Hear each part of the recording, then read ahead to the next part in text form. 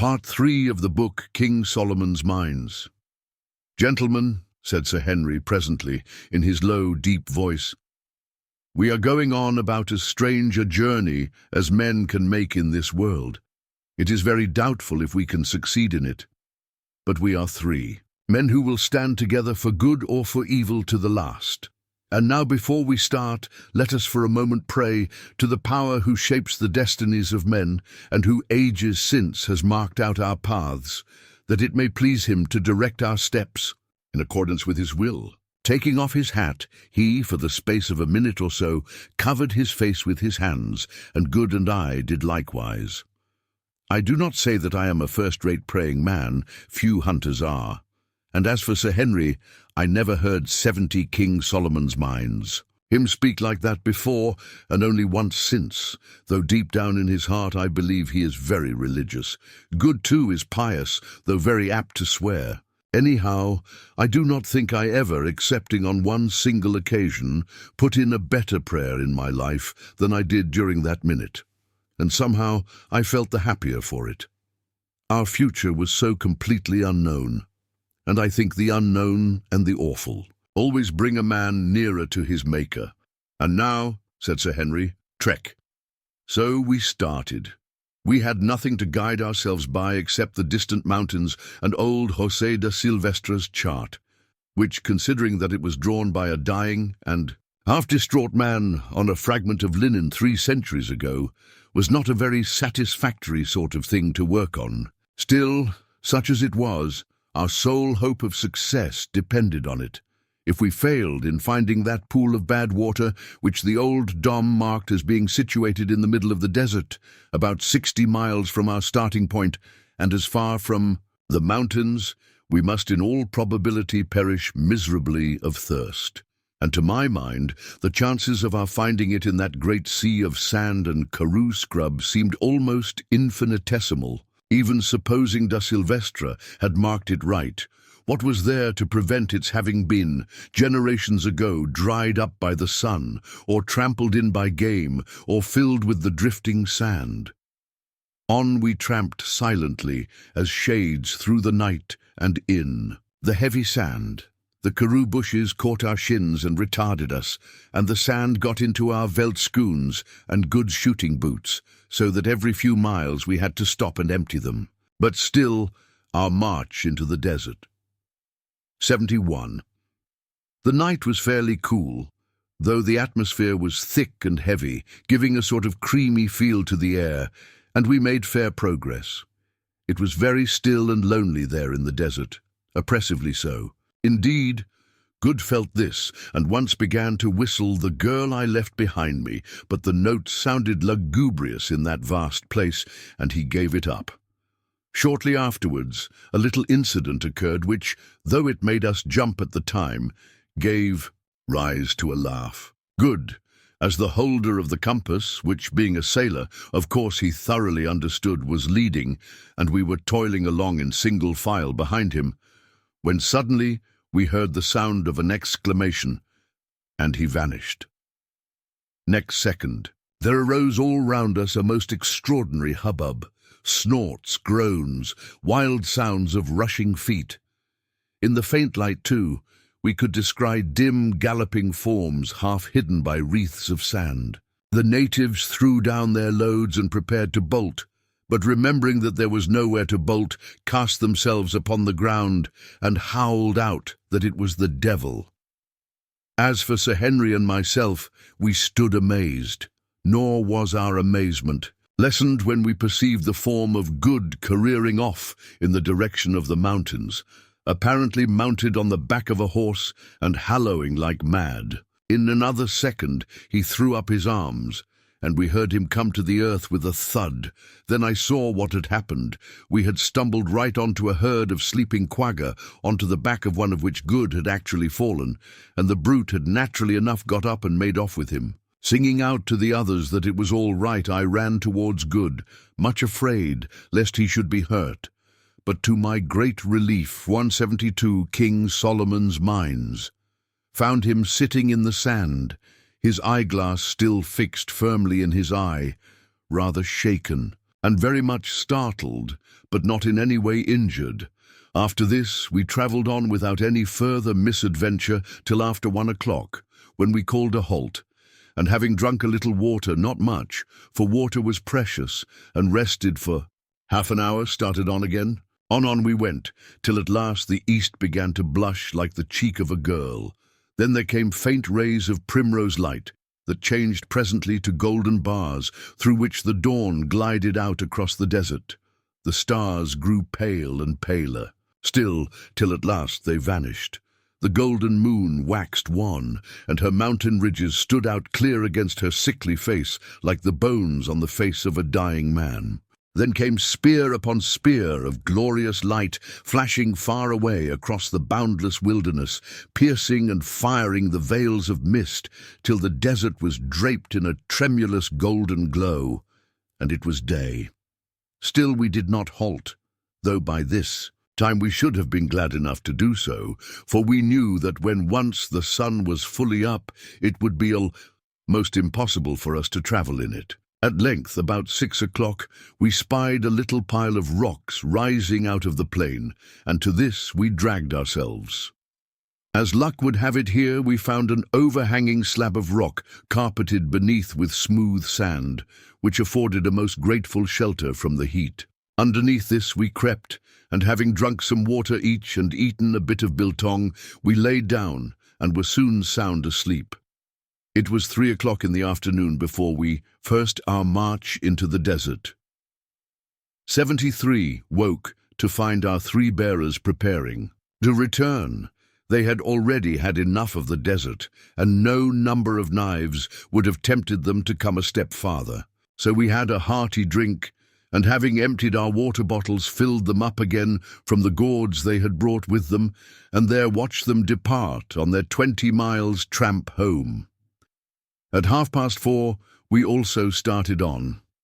It was lonely and desolate work, for with the exception of a few ostriches, there was not a single living creature to be seen on all the vast expanse of sandy plain. It was evidently too dry for game, and with the exception of a deadly-looking cobra or two, we saw no reptiles. One insect, however, was abundant, and that was the common or housefly. There they came, not as single spies, but in battalions, as I think the Old Testament says somewhere. He is an extraordinary animal, is the housefly. Go where you will, you find him, and so it must always have been. I have seen him enclosed in amber, which must, I was told, have been 500,000 years old, looking exactly like his descendant of today. And I have little doubt but that when the last man lies dying on the earth, he will be buzzing round, if that event should happen to occur in summer, watching for an opportunity to settle on his nose. At sunset, we halted, waiting for the moon to rise. At 10 she came up beautiful and serene as ever, and with one halt about 2 o'clock in the morning, we trudged wearily on through the night, till at last the welcome sun put a period to our labours. We drank a little, and flung ourselves down, thoroughly tired out 74 King Solomon's mines, on the sand, and were soon all asleep. There was no need to set a watch, for we had nothing to fear from anybody or anything in that vast, untenanted plain. Our only enemies were heat, thirst, and flies, but far rather would I have faced any danger from man or beast than that awful trinity. This time we were not so lucky as to find a sheltering rock to guard us from the glare of the sun, with the result that about 7 o'clock we woke up experiencing the exact sensations one would attribute to a beefsteak on a gridiron. We were literally being baked through and through. The burning sun seemed to be sucking our very blood out of us. We sat up and gasped. "Phew," said I, grabbing at the halo of flies, which buzzed cheerfully round my head. The heat did not affect them. "My word," said Sir Henry. "It is hot," said Good. It was hot indeed, and there was not a bit of shelter to be had. Look where we would, there was no rock or tree, nothing but an unending glare, rendered dazzling by the hot air which danced over the surface of the desert as it does over a red-hot stove. "What is to be done?" asked Sir Henry. "We can't stand this for long." We looked at each other blankly. "I have it," said Good. "We must dig a hole and get in it, and cover ourselves with the karoo bushes." It did not seem a very promising suggestion, but at least it was better than nothing. So we set to work, and with the trowel we had brought with us, and our hands succeeded in about an hour in delving out a patch of ground about 10 foot long by 12 wide to our march into the desert, 75, the depth of 2 feet. Then we cut a quantity of low scrub with our hunting knives, and creeping into the hole, pulled it over us all, with the exception of Ventvogel, on whom, being a Hottentot, the sun had no particular effect. This gave us some slight shelter from the burning rays of the sun, but the heat in that amateur grave can be better imagined than described. The black hole of Calcutta must have been a fool to it. Indeed, to this moment I do not know how we lived through the day. There we lay panting, and every now and again moistening our lips from our scanty supply of water. Had we followed our inclinations, we should have finished all we had off in the first 2 hours, but we had to exercise the most rigid care, for if our water failed us, we knew that we must quickly perish miserably. But everything has an end, if only you live long enough to see it, and somehow that miserable day wore on towards evening. About 3 o'clock in the afternoon, we determined that we could stand it no longer. It would be better to die walking than to be slowly killed by heat and thirst in that dreadful hole. So taking each of us a little drink from our fast diminishing supply of water, now heated to about the same temperature as a man's blood, we staggered on. We had now covered some 50 miles of desert. On old Da Silvestra's map, the desert is marked as being 40 leagues across, and the Pan Bad water is set down as being about in the middle of it. Now 40 leagues is 120 miles.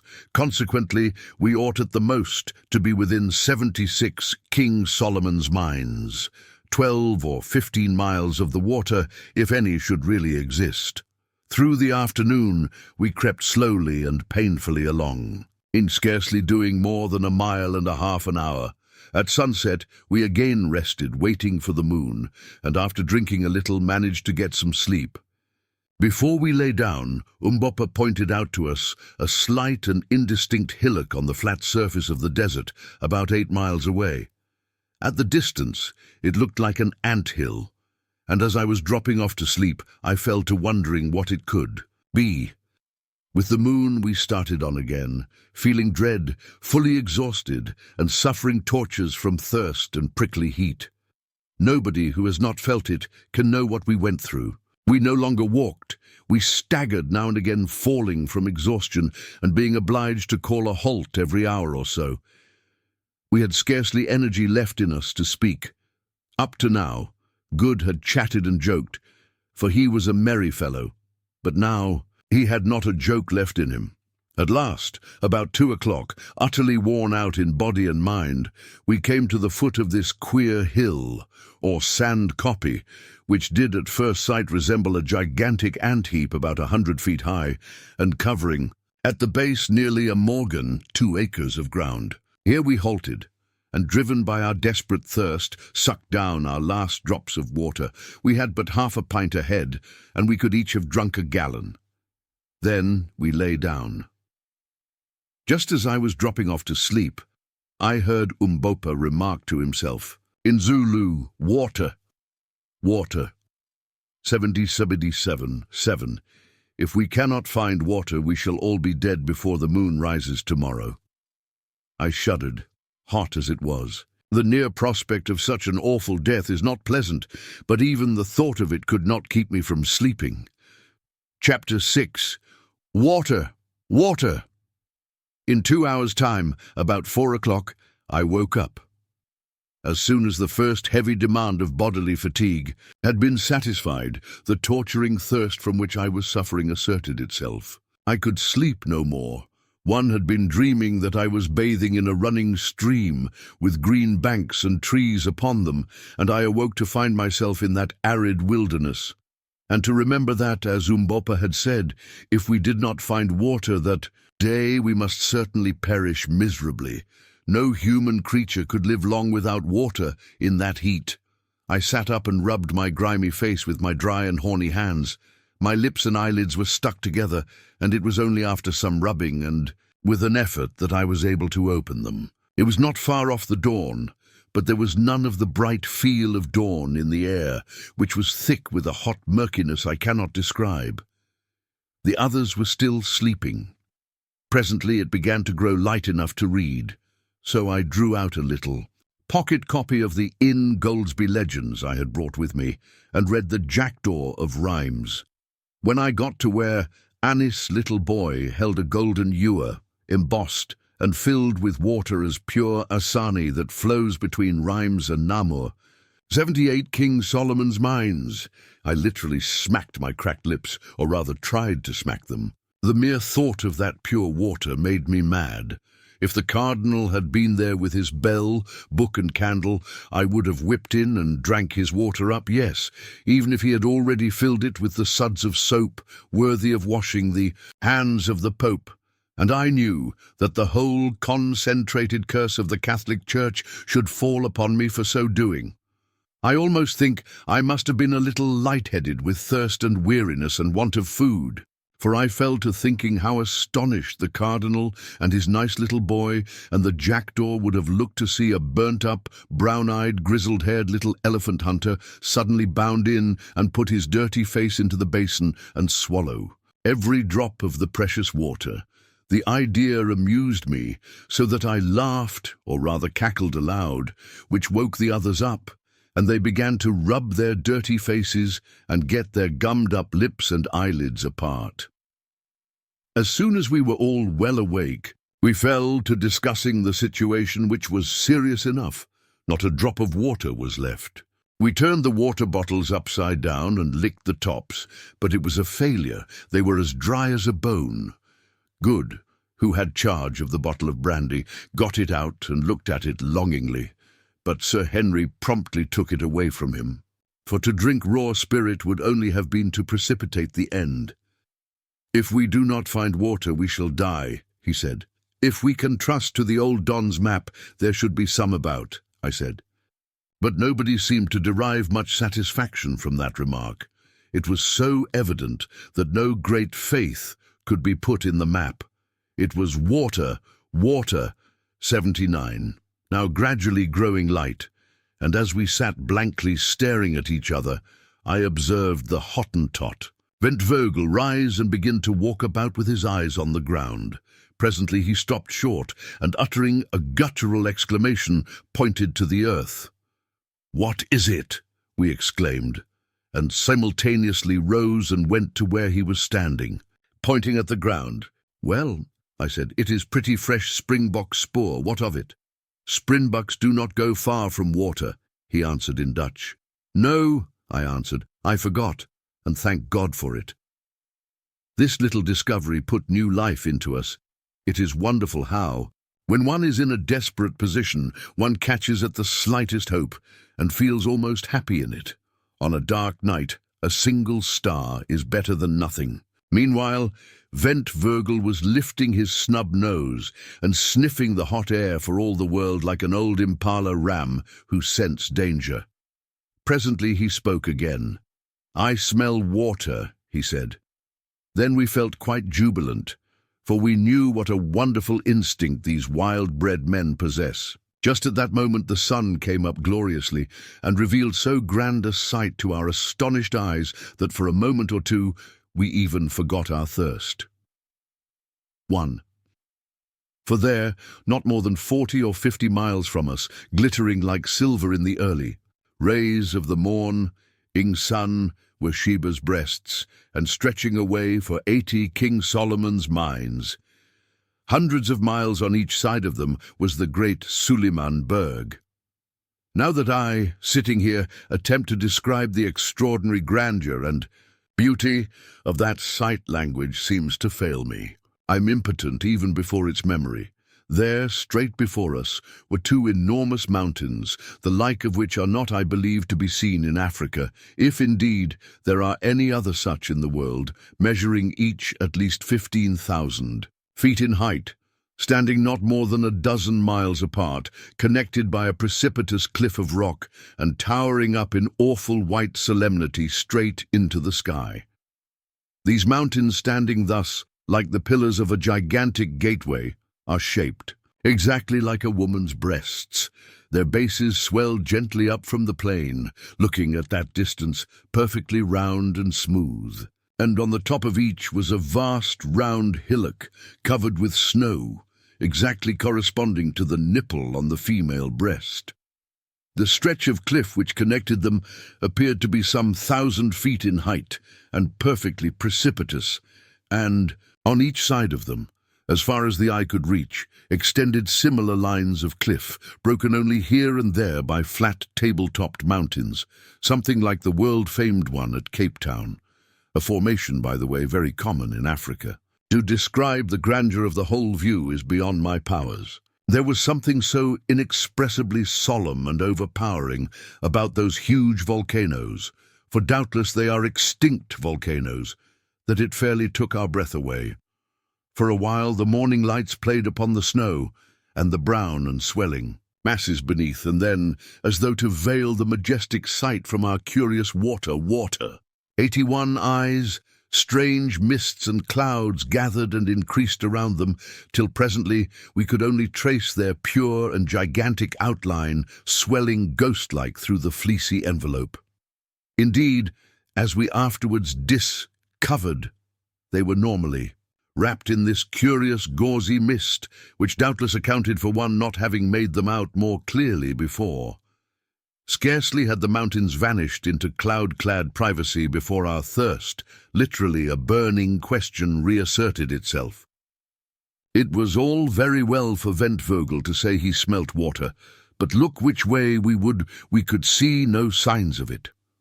So far as the eye could reach, there was nothing but arid, sweltering sand and karoo scrub. We walked round the hillock and gazed about anxiously on the other side, but it was the same story. Not a drop of water was to be seen. There was no indication of a pan, a pool, or a spring. "You are a fool," I said angrily to Ventvogel. "There is no water." But still he lifted his ugly snub nose and sniffed. "I smell it, boss." "Master," he answered, "it is somewhere in the air."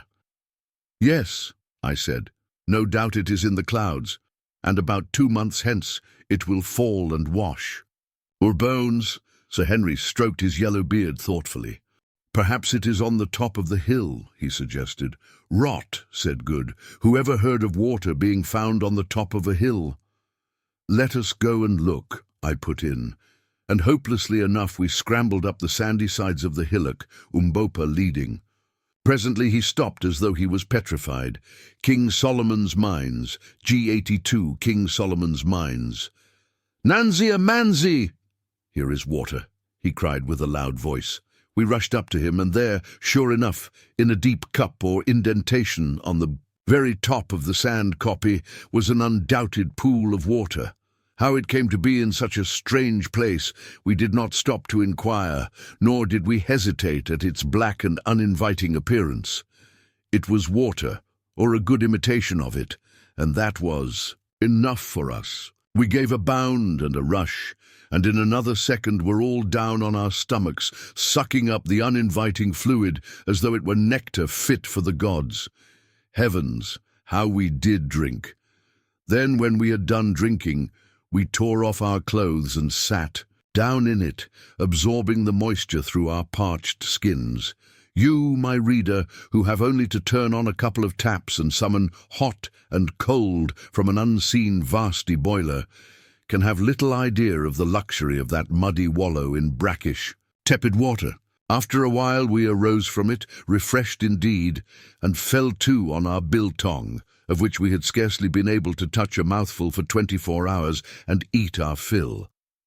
Then we smoked a pipe and lay down by the side of that blessed pool, under the overhanging shadow of the bank, and slept till midday. All that day we rested there by the water, thanking our stars that we had been lucky enough to find it, bad as it was, and not forgetting to render a due share of gratitude to the shade of the long-departed da Silvestre, who had corked it down so accurately on the tail of his shirt. The wonderful thing to us was that it should have lasted so long, and the only way, water, water. 83, that I can account for it is by the supposition that it is fed by some spring deep down in the sand. Having filled both ourselves and our water bottles as full as possible, in far better spirits, we started off again with the moon. That night we covered nearly 25 miles, but, needless to say, found no more water, though we were lucky enough on the full lowing day to get a little shade behind some ant heaps. When the sun rose and for a while cleared away the mysterious mists, Suleiman's Berg and the two majestic breasts, now only about 20 miles off, seemed to be towering right above us and looked grander than ever. At the approach of evening we started on again, and to cut a long story short, by daylight next morn, found ourselves upon the lowest slopes of Sheba's left breast, for which we had been steadily steering. By this time, our water was again exhausted, and we were suffering severely from thirst, nor indeed could we see any chance of relieving it till we reached the snow line far, far above us. After resting an hour or two, driven to it by our torturing thirst, we went on again, toiling painfully in the burning heat up the lava slopes, for we found that the huge base of the mountain was composed entirely of lava beds, belched out in some far past age.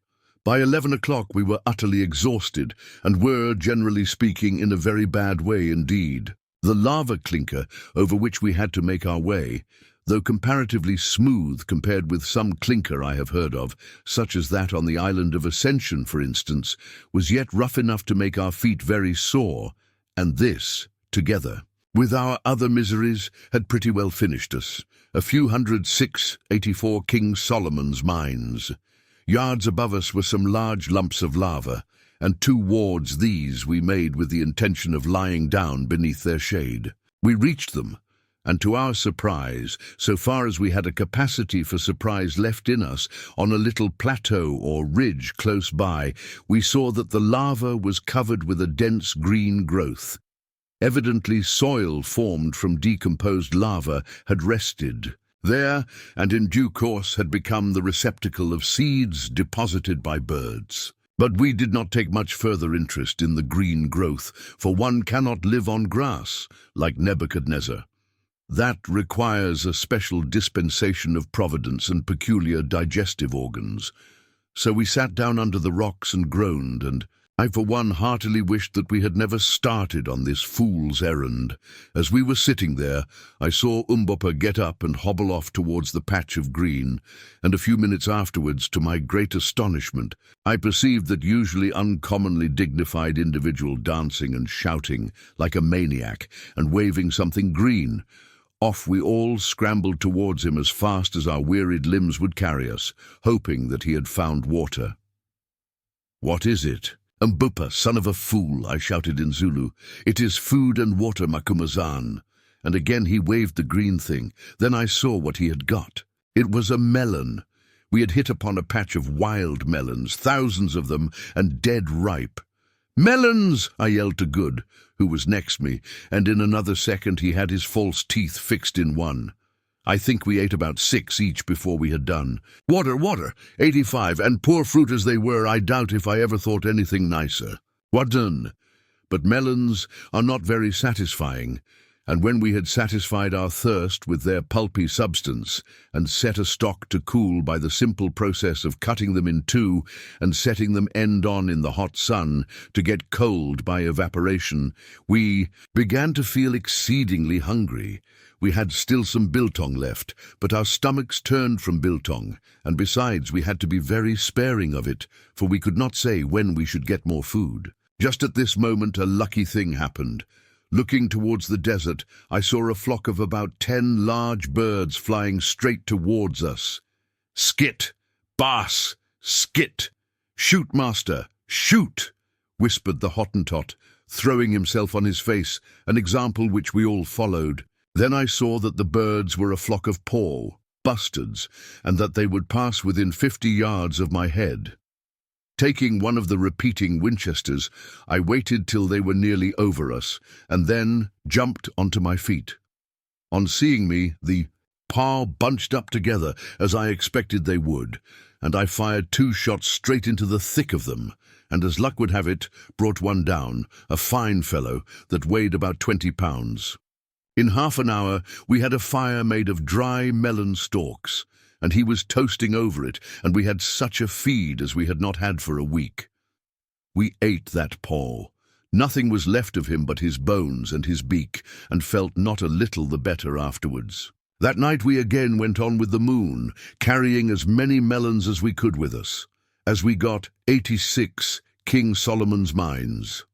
Higher up we found the air get cooler and cooler, which was a great relief to us, and at dawn, so far as we could judge, were not more than about a dozen miles from the snow line. Here we found more melons, so had no longer any anxiety about water, for we knew that we should soon get plenty of snow. But the ascent had now become very precipitous, and we made but slow progress, not more than a mile an hour. Also that night, we ate our last morsel of biltong. As yet, with the exception of the pow, we had seen no living thing on the mountain, nor had we come across a single spring or stream of water, which struck us as very odd, considering all the snow above us, which must, we thought, melt sometimes. But as we afterwards discovered, owing to some cause which it is quite beyond my power to explain, all the streams flowed down upon the north side of the mountains. We now began to grow very anxious about food. We had escaped death by thirst, but it seemed probable that it was only to die of hunger. The events of the next 3 miserable days are best described by copying the entries made at the time in my notebook. 21st May. Started 2 a.m., finding the atmosphere quite cold enough to travel by day, carrying some watermelons with us. Struggled on all day, but saw no more melons, having evidently passed out of their district. Saw no game of any sort. Halted for the night at sundown, having had no food for many hours. Suffered much during the night from cold. 22nd. Started at sunrise again, feeling very faint and weak. Only made 5 miles all day. Found some patches of snow, of which we ate. But nothing else. Water. 87. Camped at night under the edge of a great plateau, cold, bitter.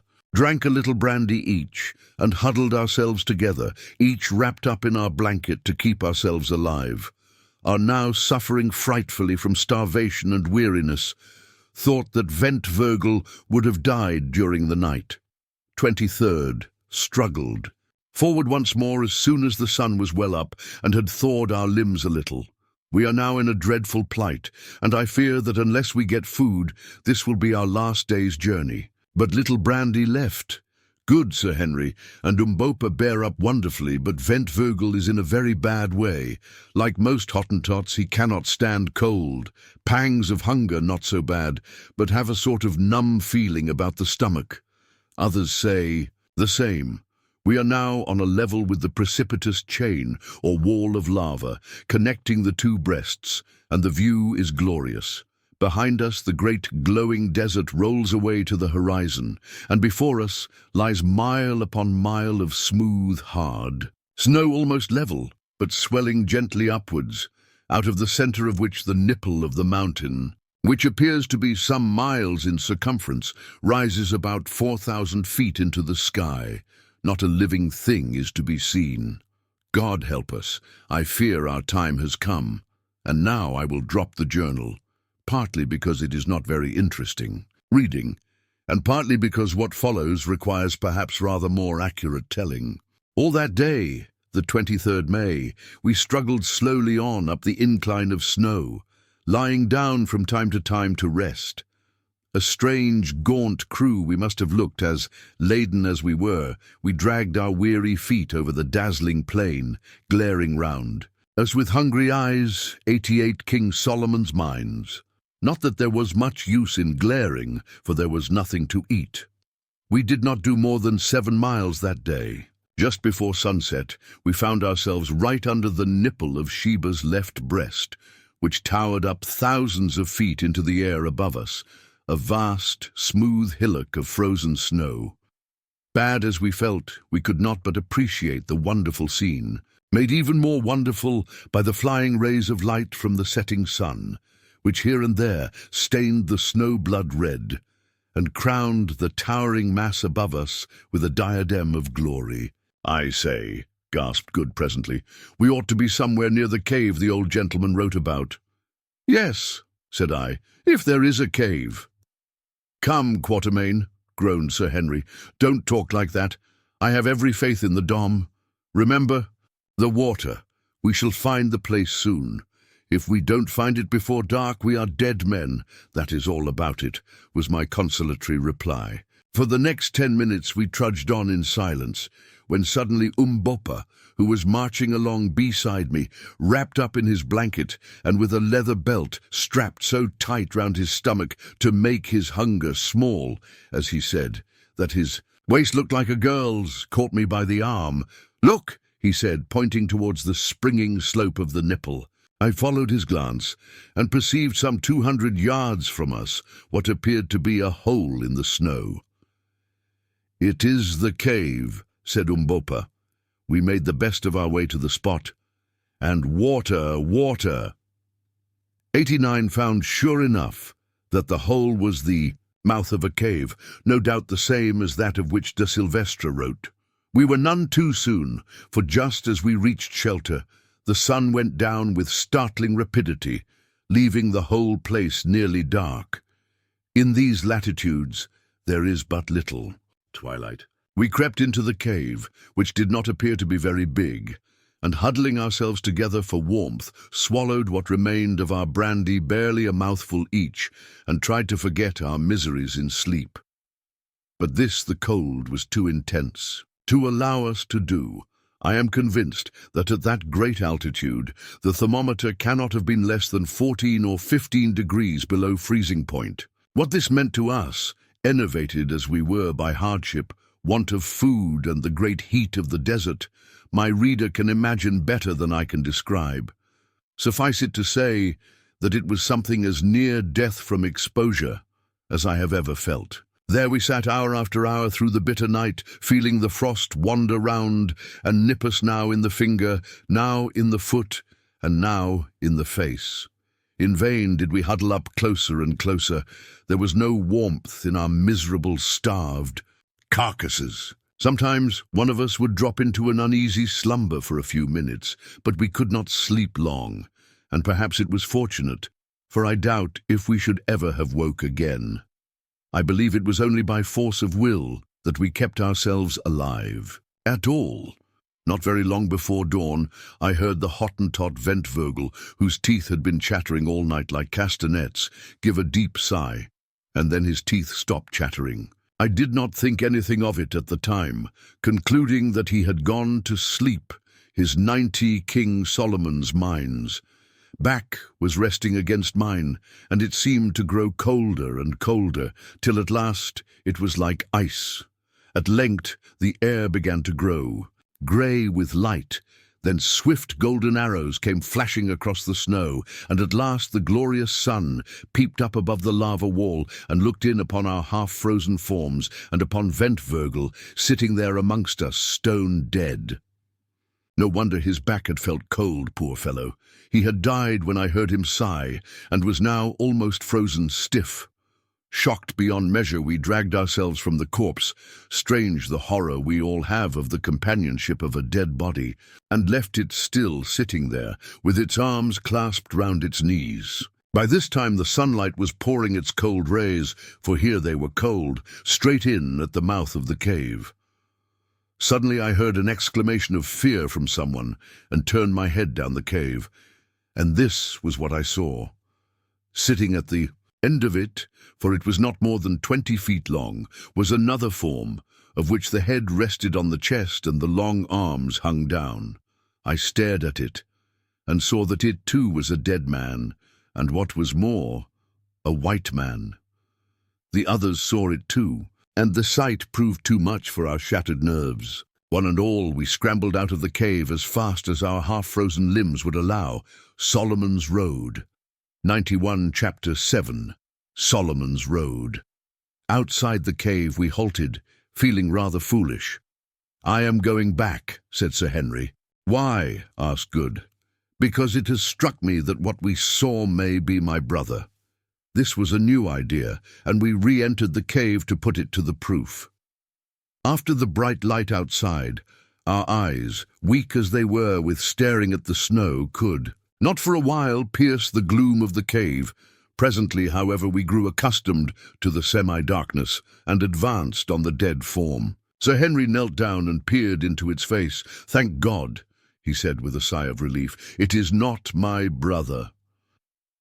Then I went and looked.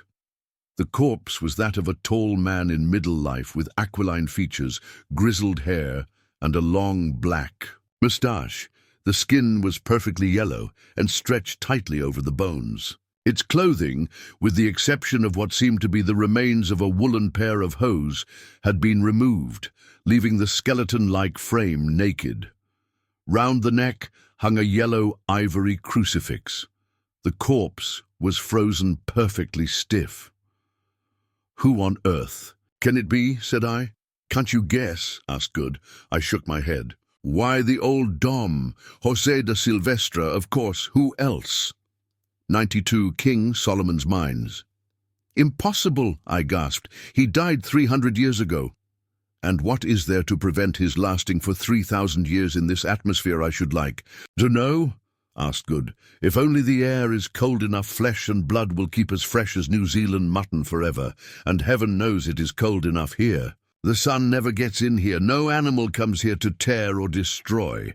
No doubt his slave, of whom he speaks on the map, took off his clothes and left him. He could not have buried him alone. Look here," he went on, stooping down and picking up. A queer-shaped bone scraped at the end into a sharp point. Here is the cleft bone that he used to draw the map with.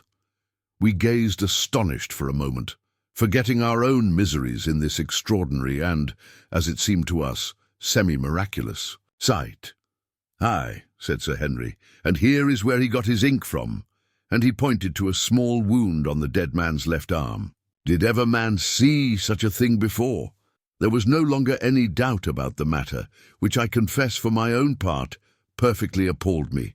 There he sat, the dead man whose directions, written some 10 generations ago, had led us to this spot. There in my own hand was the rude pen with which he had written them, and there round his neck was the crucifix his dying lips had kissed. Gazing at him, my imagination could reconstruct the whole scene. The traveller dying of cold and starvation, and yet striving to convey the great secret he had discovered to the world. The awful loneliness of his death, of Solomon's Road. 93, which, the evidence, sat before us. It even seemed to me that I could trace in his strongly marked features a likeness to those of my poor friend Silvestre, his descendant, who had died 20 years ago in my arms. But perhaps that was fancy. At any rate, there he sat, a sad memento of the fate that so often overtakes those who would penetrate into the unknown. And there probably he will still sit, crowned with the dread majesty of death, for centuries yet unborn, to startle the eyes of wanderers like ourselves, if any such should ever come again to invade his loneliness.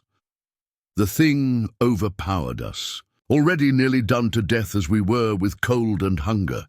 "Let us go," said Sir Henry in a low voice. "Stay, we will give him a companion." And lifting up the dead body of the Hottentot Ventvogel, he placed it near that of the old Dom. Then he stooped down, and with a jerk broke the rotten string of the crucifix round his neck, for his fingers were too cold to attempt to unfasten it. I believe that he still has it. I took the pen, and it is before me as I write. Sometimes I sign my name with it. Then leaving those two, the proud white man of a past age, and the poor Hottentot, to keep their eternal vigil in the midst of the eternal snows, we crept out of the cave into the welcome sunshine and resumed our path. wondering in our hearts how many hours it would be before we were even as they are. When we had gone about half a mile, we came to the edge of the plateau, for the nipple of the mountain did not rise out of its exact center, though from the desert side it seemed to do. So what lay below us we could not see, for the landscape was wreathed in 94 King Solomon's mines, billows of morning mist. Presently, however, the higher layers of mist cleared a little, and revealed some 500 yards beneath us, at the end of a long slope of snow, a patch of green grass, through which a stream was running. Nor was this all. By the stream, basking in the morning sun, stood and lay a group of from 10 to 15 large antelopes. At that distance, we could not see what they were. The sight filled us with an unreasoning joy. There was food in plenty if only we could get it. But the question was how to get it. The beasts were fully 600 yards off, a very long shot, and one not to be depended on when one's life hung on the results. Rapidly, we discussed the advisability of trying to stalk the game, but finally reluctantly dismissed it. To begin with, the wind was not favorable, and further, we should be certain to be perceived, however careful we were, against the blinding background of snow, which we should be obliged to traverse. "Well, we must have a try from where we are," said Sir Henry. "Which shall it be, Quatermain, the repeating rifles or the expresses?" Here again was a question. The Winchester repeaters, of which we had 2, Umbopa carrying poor Ventvogels as well as his own, were sighted up to 1,000 yards, whereas the expresses were only sighted to 350, beyond which distance shooting with them was more or less guesswork. On the other hand, if they did hit, the express bullets being expanding were much more likely to bring the game down. It was a knotty point, but I made up my mind that we must risk it and use the expresses. Let each of us take the buck opposite to him. Solomon's Road. 95. Aim well at the point of the shoulder and high up, said I. And Umbopa, do you give the word so that we may all fire together? Then came a pause, each man aiming his level best, as indeed one is likely to do when one knows that life itself depends upon the shot. Fire, said Umbopa in Zulu, and at almost the same instant the 3 rifles rang out loudly. 3 clouds of smoke hung for a moment before us, and 100 echoes went flying away over the silent snow. Presently the smoke cleared and revealed, oh joy, a great buck lying on its back and kicking furiously in its death agony. We gave a yell of triumph. We were saved. We should not starve. Weak as we were, we rushed down the intervening slope of snow, and in 10 minutes, from the time of firing, the animal's heart and liver were lying smoking before us. But now a new difficulty arose. We had no fuel, and therefore could make no fire to cook them at. We gazed at each other in dismay. Starving men must not be fanciful, said Good. We must eat raw meat. There was no other way out of the dilemma, and our gnawing hunger made the proposition less distasteful than it would otherwise have been. So we took the heart and liver and buried them for a few minutes in a patch of snow to cool them. Then we washed them in the ice-cold water of the stream, and lastly ate them greedily. It sounds horrible enough, but honestly, I never tasted anything so good as that raw meat. In a quarter of an hour we were changed men. Our life and our vigor came back to us, our feeble pulses grew strong again, and the blood went coursing 96 King Solomon's mines through our veins. But mindful of the results of overfeeding on starving stomachs, we were careful not to eat too much, stopping whilst we were still hungry. "Thank God," said Sir Henry. "That brute has saved our lives. What is it, Quatermain?" I rose and went to look at the antelope, for I was not certain. It was about the size of a donkey, with large curved horns. I had never seen one like it before. The species was new to me. It was brown, with faint red stripes, and a thick coat. I afterwards discovered that the natives of that wonderful country called the species Inco. It was very rare, and only found at a great altitude where no other game would live. The animal was fairly shot high up in the shoulder, though whose bullet it was that brought it down, we could not, of course, discover. I believe that Good, mindful of his marvelous shot at the giraffe, secretly set it down to his own prowess, and we did not contradict him. We had been so busy satisfying our starving stomachs that we had hitherto not found time to look about us. But now, having set Umbopa to cut off as much of the best meat as we were likely to be able to carry, we began to inspect our surroundings. The mist had now cleared away, for it was 8 o'clock and the sun had sucked it up, so we were able to take in all the country before us at a glance. I know not how to describe the glorious panorama which unfolded itself to our enraptured gaze. I have never seen anything like it before, nor shall I suppose again. Behind and over us towered Sheba's snowy breasts, and below, some 5,000 feet beneath where we stood, lay league on league of the most lovely champagne Solomon's Road. 97. Two country. Here were dense patches of lofty forest, there a great river wound its silvery way. To the left stretched a vast expanse of rich undulating veldt or grassland, on which we could just make out countless herds of game or cattle. At that distance we could not tell which. This expanse appeared to be ringed in by a wall of distant mountains. To the right the country was more or less mountainous, that is, solitary hills stood up from its level, with stretches of cultivated lands between, amongst which we could distinctly see groups of dome-shaped huts.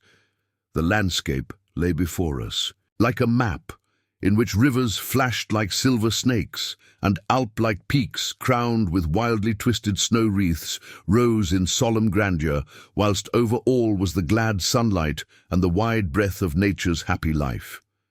Two curious things struck us as we gazed.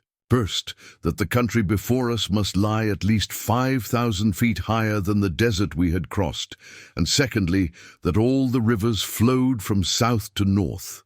As we had painful reason to know, there was no water at all on the southern side of the vast range on which we stood, but on the northern side were many streams, most of which appeared to unite with the great river we could trace winding away farther than we could follow it.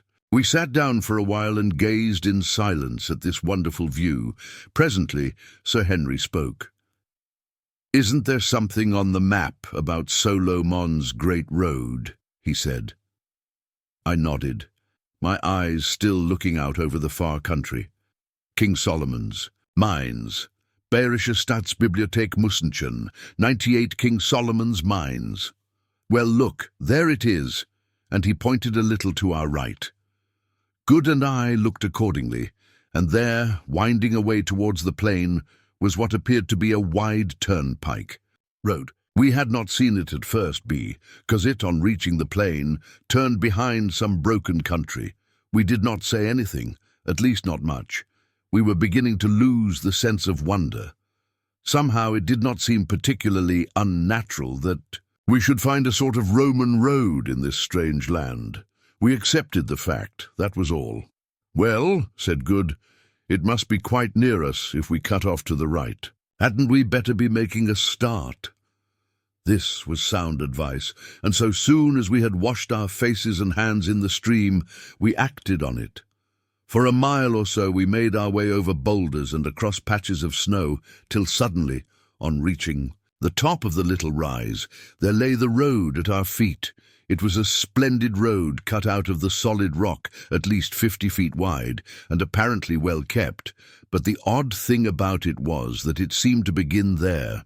We walked down and stood on it, but one single 100 paces behind us, in the direction of Sheba's breasts, it vanished, the whole surface of the mountain being strewn with boulders interspersed with patches of snow. "What do you make of that?" "Quatermain?" asked Sir Henry. I shook my head. I could make nothing of it. "I have it," said Good. The road no doubt ran right over the range and across the desert the other side, but the sand of the desert has covered it up. And Solomon's Road. 99 above us, it has been obliterated by some volcanic eruption of molten lava. This seemed a good suggestion. At any rate, we accepted it and proceeded down the mountain. It was a very different business, travelling along downhill on that magnificent pathway with full stomachs to what it had been travelling uphill over the snow, quite starved and almost frozen. Indeed, had it not been for melancholy recollections of poor Ventvogel's sad fate and of that grim cave where he kept company with the old Don, we should have been positively cheerful, notwithstanding the sense of unknown dangers before us. Every mile we walked, the atmosphere grew softer and balmier, and the country before us shone with a yet more luminous beauty. As for the road itself, I never saw such an engineering work, though Sir Henry said that the great road over the St. Gothard in Switzerland was very like it. No difficulty had been too great for the old-world engineer who designed it. At one place we came to a great ravine 300 feet broad and at least 100 deep. This vast gulf was actually filled in apparently with huge blocks of dressed stone, with arches pierced at the bottom for a water-way over which the road went sublimely on. At another place, it was cut in zigzags out of the side of a precipice 500 feet deep, and in a third it tunnelled right through the base of an intervening ridge, a space of 30 yards or more. Here we noticed that the sides of the tunnel were covered with quaint sculptures, mostly of mailed figures driving in chariots. One, which was exceedingly beautiful, represented a whole battle scene with a convoy of captives being marched off in the distance. 700 King Solomon's Mines. "Well," said Sir Henry, after inspecting this ancient work of art, "it is very well to call this Solomon's Road, but my humble opinion is that the Egyptians have been here before Solomon's people ever set a foot on it. If that isn't Egyptian handiwork, all I have to say is it is very like it." By midday, we had advanced sufficiently far down the mountain to reach the region where wood was to be met with. First we came to scattered bushes, which grew more and more frequent, till at last we found the road winding through a vast grove of silver trees, similar to those which are to be seen on the slopes of Table Mountain at Cape Town. I had never before met with them in all my wanderings, except at the Cape, and their appearance here astonished me greatly. "Ah," said Good, surveying these shining-leaved trees with evident enthusiasm, "here is lots of wood. Let us stop and cook some dinner. I have about digested that raw meat." Nobody objected to this, so leaving the road we made our way to a stream, which was babbling away not far off, and soon had a goodly fire of dry boughs blazing. Cutting off some substantial hunks from the flesh of the inco which we had brought with us, we proceeded to toast them on the end of sharp sticks, as one sees the Kafirs do, and ate them with relish. After filling ourselves, we lit our pipes, and gave ourselves up to enjoyment which, compared to the hardships we had recently undergone, seemed almost heavenly. The brook, of which the banks were clothed with dense masses of a gigantic species of maidenhair fern, interspersed with feathery tufts of wild asparagus, Solomon's Road. 101 babbled away merrily at our side, the soft air murmured through the leaves of the silver trees, doves cooed around, and bright-winged birds flashed like living gems from bough to bough. It was like paradise. The magic of the place, combined with the overwhelming sense of dangers left behind and of the promised land reached at last, seemed to charm us into silence. Sir Henry and Umbopa sat conversing in a mixture of broken English and kitchen Zulu, in a low voice but earnestly enough, and I lay with my eyes half shut upon that fragrant bed of fern and watched them. Presently I missed Good, and looked to see what had become of him. As I did so, I observed him sitting by the bank of the stream in which he had been bathing.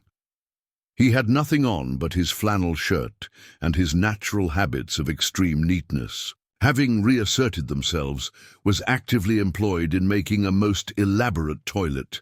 He had washed his gutta-percha collar, thoroughly shaken out his trousers, coat and waistcoat, and was now folding them up neatly till he was ready to put them on, shaking his head sadly as he did so over the numerous rents and tears in them which had naturally resulted from our frightful journey.